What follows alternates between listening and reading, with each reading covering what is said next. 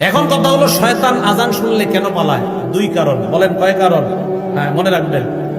এক নাম্বার, শয়তান আজান শুনলে পালায় এই কারণে পালায়, হাত্তা লা ইয়াশহাদা লিল মুআজ্জিন ইয়াউমাল কিয়ামাহ। শয়তান যেন কিয়ামতের ময়দানে মুয়াজ্জিনের পক্ষে সাক্ষী না দেয়, তাই শয়তান পালায়। হাদিসে আসছে, আজান যেই শুনবে সেই সাক্ষী দিবে। তো শয়তান যদি শুনে, ও তো সাক্ষী দিতে হবে। তাই শয়তান পালায়া যায় যেন মুয়াজ্জিনের পক্ষে আল্লাহর কাছে সাক্ষী দেওয়া না লাগে। এক নাম্বার, এই কারণে পালায়।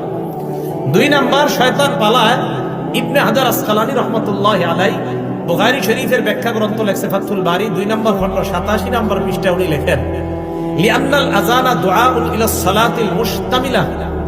কেননা আজান এমন এক আহ্বান, যে আহ্বান মানুষকে নামাজের দিকে ডাকে।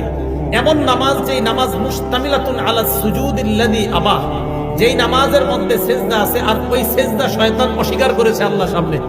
আল্লাহ বলছিল উসজুদু লি আদম, শয়তান সেজদা করে নাই। আল্লাহ বলছে শয়তানকে, ইবলিসকে বলছে উসজুদু লি আদম, আদমকে সেজদা করো। ইবলিস সেজদা করে নাই।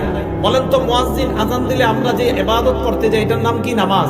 নামাজের মধ্যে সেজদা আছে না নাই?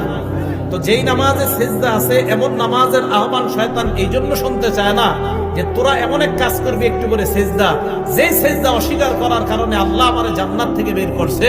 আমি এমন আজান শুনতে চাই না। তাই শয়তান আজান শুনলে পালায়া যায়, যেন ও আপনার আর আমার বন্ধু না হয়। কারণ ও তো সেজদা অস্বীকার করে, আমরা সেজদা স্বীকার করি। ও অস্বীকার করার জন্য পালায়া যায়। এই দুই কারণে শয়তান পালায়।